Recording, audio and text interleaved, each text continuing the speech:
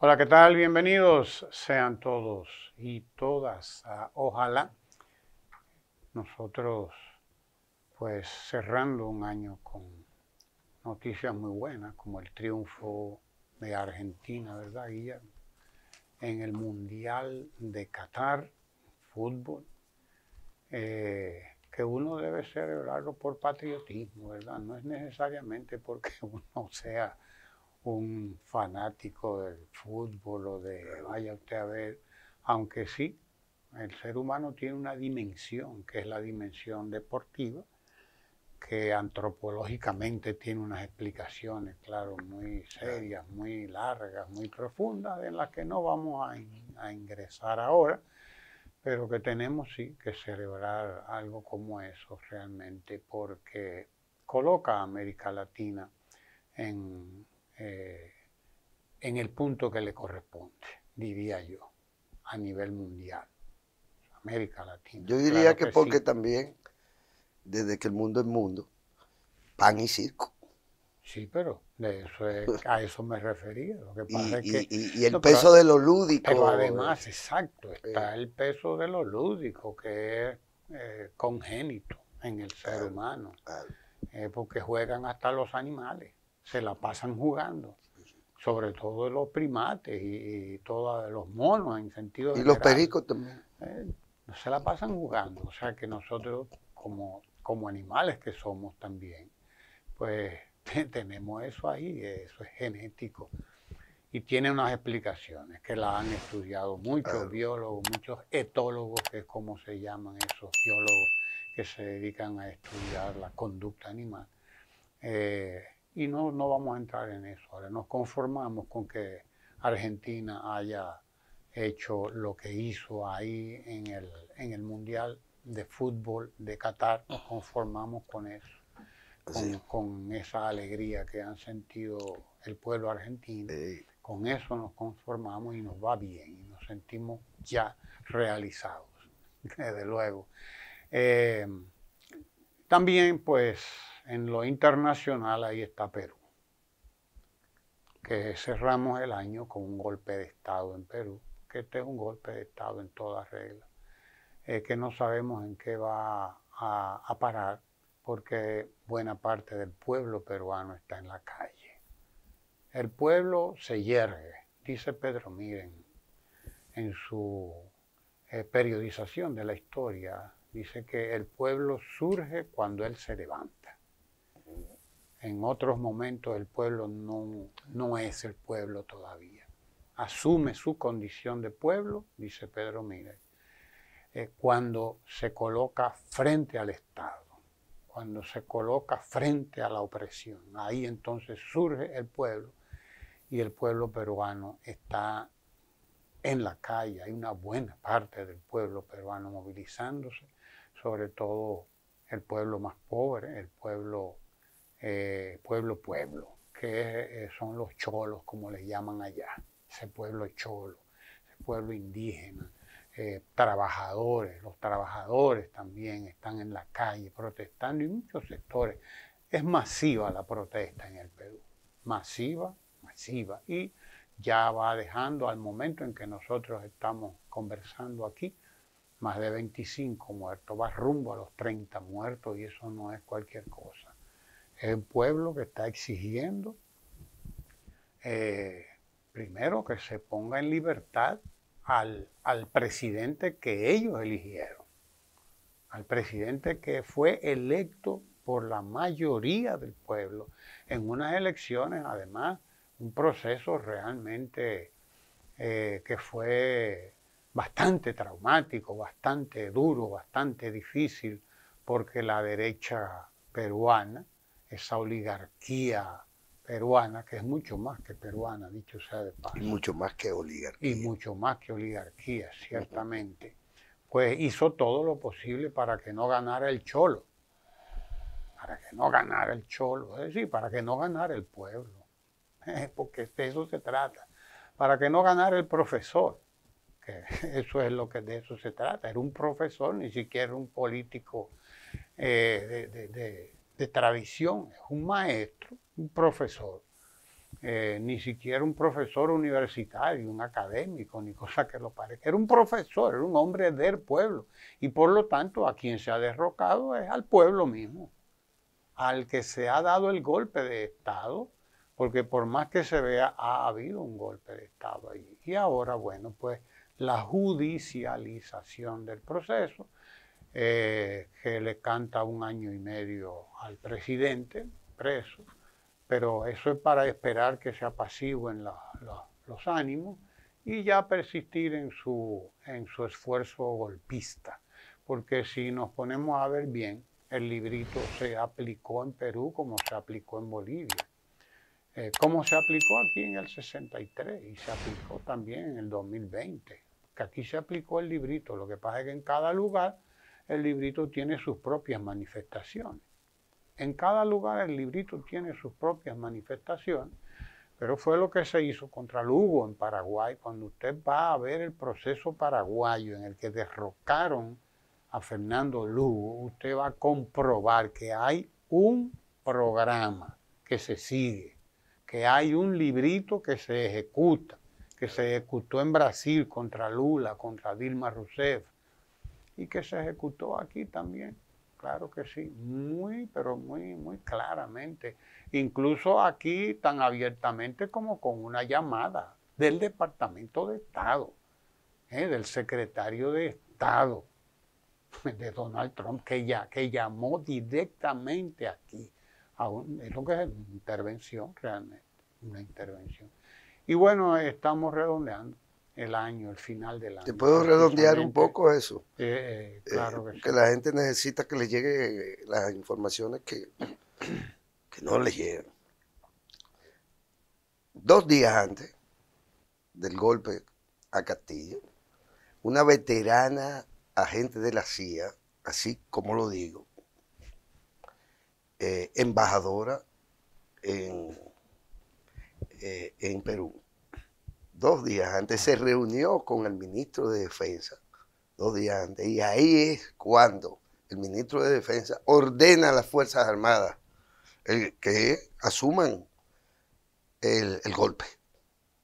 Cosa que no está del todo clara. Pero, pues sí, el guión tiene un guionista. Totalmente. Y en este caso, igual que en los otros, es el mismo guionista. Tiene esto parecido con el golpe a Evo Morales. Pero Boluarte no es más que una Áñez. Sí, y no es más que un Guaidó. Porque es lo mismo. Guaidó pretendió, atrincherado en una condición parlamentaria, convertirse en presidente interino. Lo convirtieron los norteamericanos en presidente interino. Es decir, aquí bastaría así una lectura a vuelo de pájaro sobre los últimos acontecimientos de todos, la judicialización, etcétera, para darnos cuenta que lo que hay es un guión escrito por un mal guionista que nunca ha respetado no solo a los pueblos latinoamericanos, sino nunca lo de América para los americanos le queda chiquito ya. Es decir, aquí nada acontece fuera de ese control, fuera de esas capacidades terroristas del Departamento de Estado, porque todo lo que está aconteciendo en Perú, justo ahora, la represión que ha habido contra los pueblos. El pueblo allá es indígena, porque en Perú existe, quizás, igual que en Bolivia, lo que quizás no existe aquí, o no existe en Jamaica, o no existe en el mismo Venezuela, que es que la desigualdad real, la gran desigualdad de en Perú se da entre un pueblo aborigen prácticamente, autóctono, entre las etnias originarias del Perú y esa clase media, no solo la oligarquía, esa clase media que es distinta en términos étnicos. Usted ve el pueblo, los rasgos del pueblo, y usted se da cuenta que una cosa es el pueblo y otra cosa es el Abu Duarte, Sí, sí. en todo el sentido de la palabra. El tema penoso, creo, Ramón, es que nos han insensibilizado. Es decir, ya la gente entiende, incluso el discursejo de la democracia, ya ni lo necesitan, porque son ellos los que rompen con ese mismo Claro. precepto de los valores democráticos. Bueno, pues ya van 25 muertos. 25 muertos. Y solo por esos muertos, esta señora, que para mí es una gran usurpadora, porque es una usurpadora.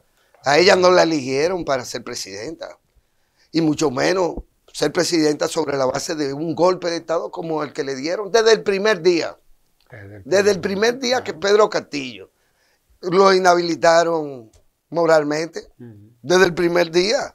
Lo que pasa es que no lograron todo este tiempo el famoso juicio político, todo ese protocolo de la Constitución peruana, que está hecho también a la medida de los intereses de esas clases, clase media y de esa oligarquía, y de los intereses extranjeros.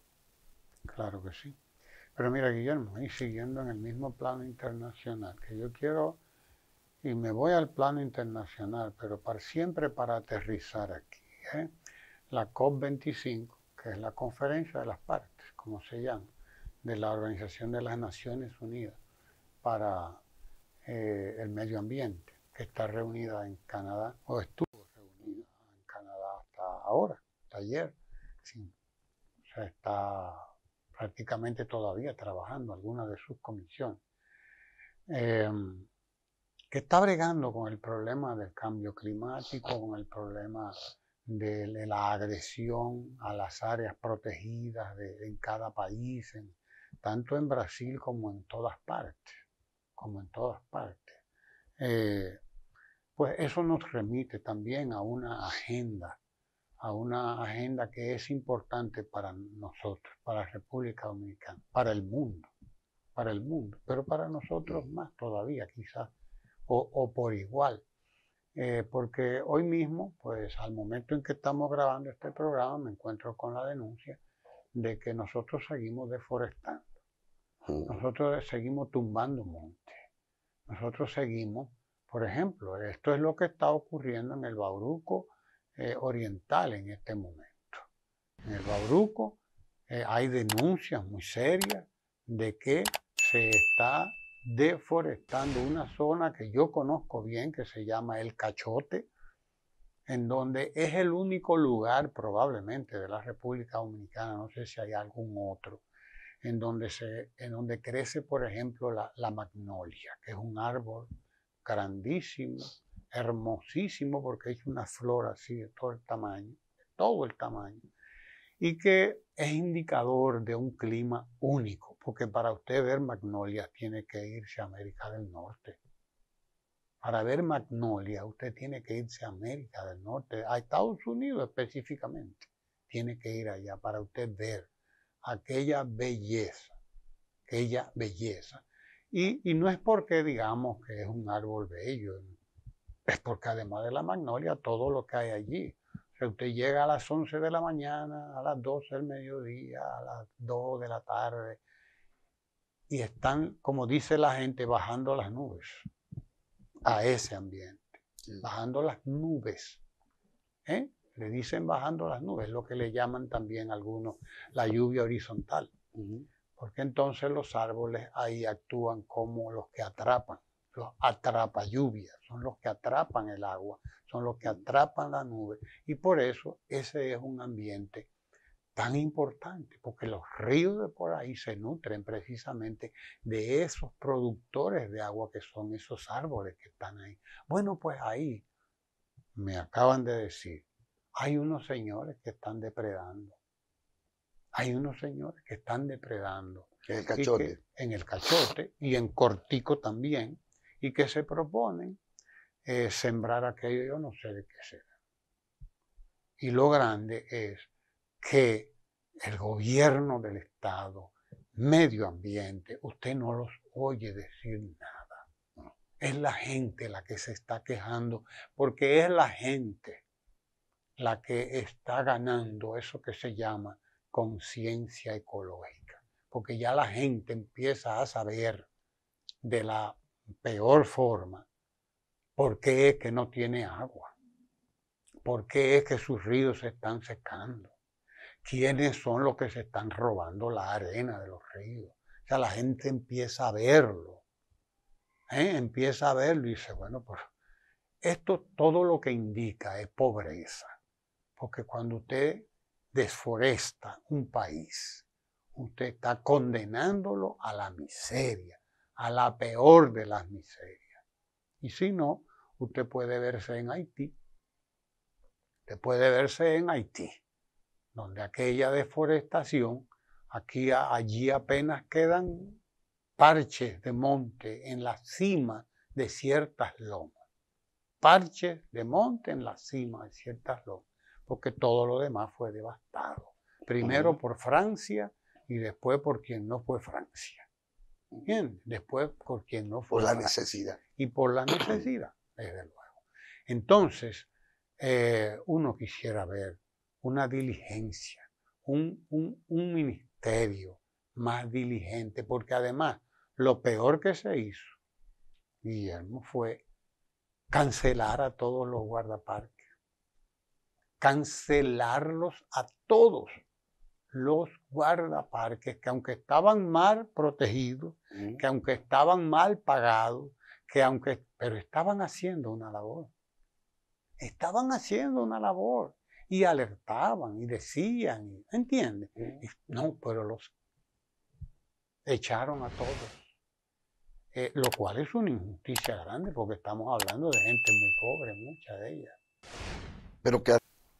Pero que además, Ramón, ahí en este punto, una parte, un componente, uno de los ejes de la reforestación, atravesaban por políticas de inclusión social y de reducción de la pobreza extrema.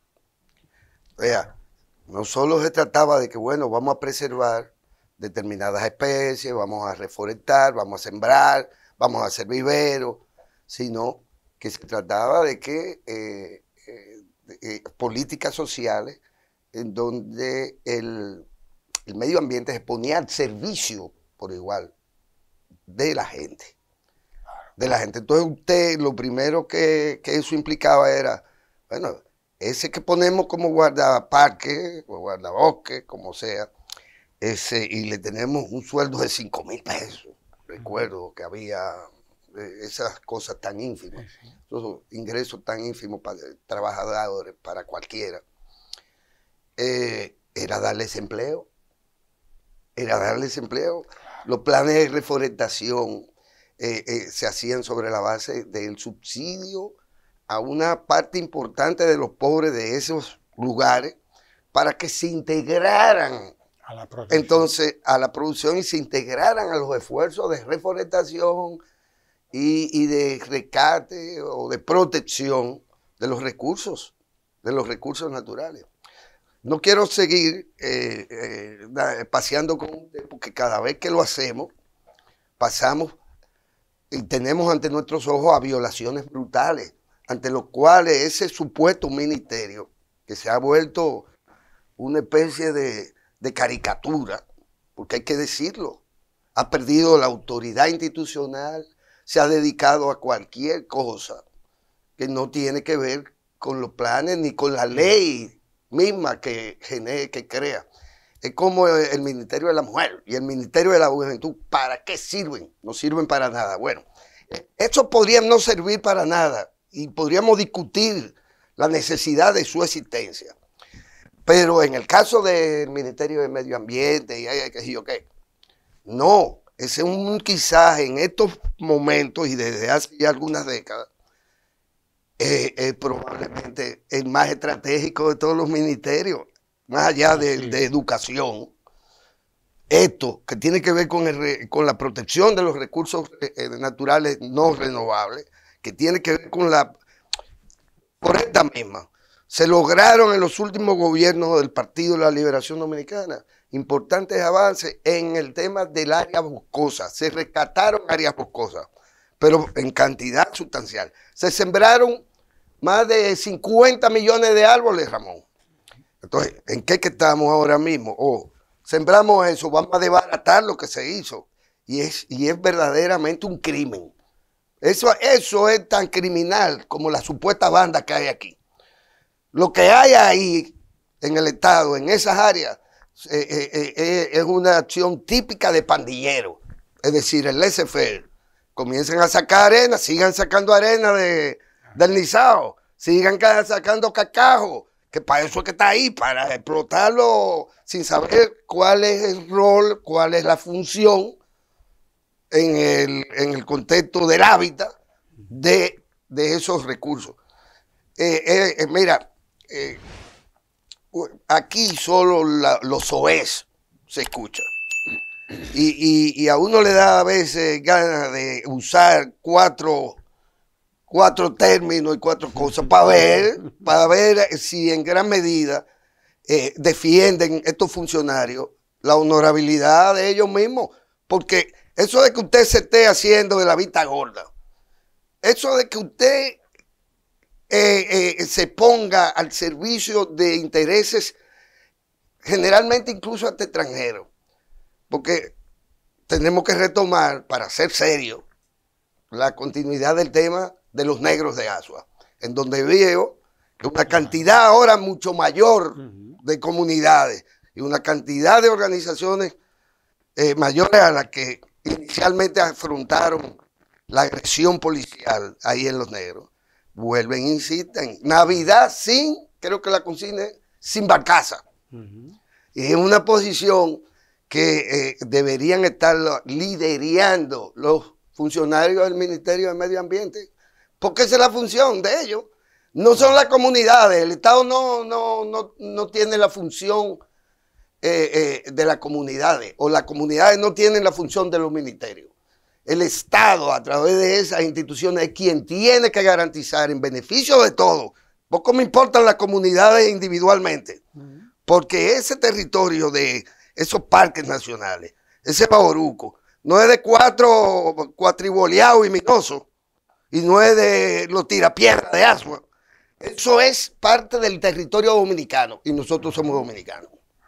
Entonces, a mí sí me importa, tanto o más, que muchas de esas comunidades que se han dedicado por igual a la depredación y a la que es el Estado que le tiene que poner contén. No la estoy cargando contra las comunidades. La estoy cargando porque sí, se hacen los vagabundos las comunidades. Porque el tipo es ese hijo de fulanito, ese menganito. El negocio espurio de las barcazas esas que usted bien sabe, ese negocio involucra hasta la presidencia de la República. Lo hemos denunciado en su momento. Ahí está el gobernador, ahí están los alcaldes, ahí están todos, porque ¿quiénes eligen a esas autoridades? O las comunidades. Entonces, y esas no son las mías, pero eso es mío. Para que usted me entienda, a mí me importa si ellos están o no de acuerdo. Ellos son depredadores igual que quizás que las compañías extranjeras, porque se han beneficiado y no le han dado al resto del país, ¿entiendes? De esos beneficios. Hay que decirle cuatro cosas a las autoridades, y lo lamento mucho por el ministro, que es una persona decente, el actual ministro, pero yo nunca había visto un desentendido como el de este amigo que es ministro de Medio Ambiente. Bien, hay esa situación, claro que sí. Hay que decir, siguiendo con ese tema, que la verdadera riqueza de un país es esa. Son sus recursos naturales. La verdadera riqueza de un país, cualquier país, son sus recursos naturales. Y esa es la razón por la que detrás de esos recursos hay tanta gente, hay tantos depredadores, porque hay que saber lo que cuesta un bosque. Primero, lo que le costó a la naturaleza fabricar miles de años, para que usted venga a alzarse con el bosque en lo que canta un gallo y sin que ocurra nada. Sin que ocurra nada es lo que cuesta un bosque, pero hay que saber lo que cuesta la arena de un río formada en millones de años. Y nosotros la estamos, nosotros no, son muy pocos los que se están beneficiando de ese recurso. Son un cartel realmente, que controla la construcción en este país, que controla todo lo que tiene que ver con el negocio de los agregados. Correcto. ¿Entiendes? Es ese cartel poderoso que se vale de los de abajo. Les deja caer lo que tiene que dejarles de caer y se vale, desde luego, del miedo que le tienen los de arriba. Del miedo que le tienen los funcionarios. Que le tienen miedo. Y con respecto a eso, hay que decirle a las bocinas de la USAID y demás. Sí, porque... y a todas las bocinas. Y a todas las bocinas. Por ejemplo, al Estado le cuesta un dineral las circunvalaciones. Y voy a hablar de la circunvalación del Gran Santo Domingo, digamos, que se hizo en la administración anterior, en la de Danilo Medina. Ni porque le dan el peaje gratis, la quieren utilizar y siguen pasando por el Malecón, por la avenida Bolívar, por la avenida Independencia, destruyendo el asfaltado y destruyendo las bases mismas de esas vías que no están para que por ahí sea que se transite. Todo porque a ellos les da la gana. Y la alcalde del Distrito Nacional, eso no tiene madre. Tiene padre todavía, que es don Hipólito Mejía. Sin embargo, se trata de lo mismo, porque usted ve los camiones, no solo que van del puerto, a ese van, del puerto que está aquí, Punta Caucedo. Boca Chica. Sí, en Boca Chica. Es por ahí, es por el Malecón que ellos tienen que pasar. ¿Por qué? O porque no le da la gana de utilizar la avenida de circunvalación. ¿Cuánto nos cuesta todo? Se invierte en una cosa para que ellos digan que ellos no la van a usar. Sí, pero tú sabes por qué es que no la van a usar. Porque no quieren pagar el peaje. Pero se les dio gratis incluso el peaje. Por un tiempo. Sí, pero vaya usted a saber. Después tienen que pagarlo. Vamos a ver. Y porque además no hay quien haga respetar las ordenanzas, las leyes, los reglamentos. Esos son los inspectores. Los inspectores son los primeros que se venden. Claro. No hay quien se siente aquí a dialogar, a convencer con esos sectores de la clase dominante de la República Dominicana, que son los dueños de todos esos negocios, que son los dueños de todos esos trailers que usted ve por ahí, de todos esos camiones, ellos son los dueños de todo eso, que ellos son los que importan y ellos son los que exportan también. Son ellos, no son otros. No es el camioncito de fulano. Son sus carteles. Exacto. Entonces, esos son los que se niegan a cumplir. Son los que se niegan a cumplir. Y entonces prefieren, como dice usted, dañar todas las calles de la capital. Y dañar la calidad de vida del que vive en la capital. Exactamente. Estamos hablando de problemas muy serios, por lo tanto, en los que alguien tiene que sentarse con esa clase dominante a decirle: ustedes tienen que ser clase gobernante, ustedes tienen que ser preocupados de este país, por Dios, del cual viven, porque ustedes son los que más viven de este país, precisamente. Son los que más viven, son los que mejor viven, son los que más beneficios sacan de este país. No somos los pobres diablos, no, son ellos. Y ellos son, por lo tanto, los grandes beneficiarios del Estado también. De las grandes canteras. y son los beneficiarios de todo. De todo. De todo. Son los que más recursos utilizan. ¿Me entiendes? De eso se trata. Y bueno, he estado reflexionando sobre esto, oyendo las noticias de la COP25, que está reunida en Canadá, o ha estado reunida en estos días, y mirando lo que está pasando en nuestro país, con nuestros bosques, con nuestros montes, cómo se sigue depredando. Usted quédese ahí en Tele Santo Domingo, porque vamos a seguir hablando de esto y de muchos otros temas.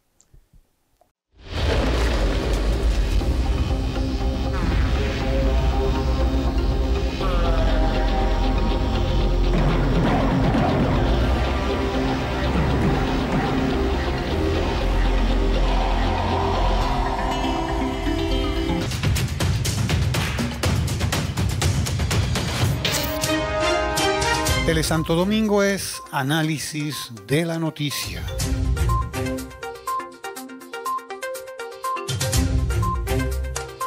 Tele Santo Domingo es medio ambiente. Tele Santo Domingo, televisión con sabor dominicano.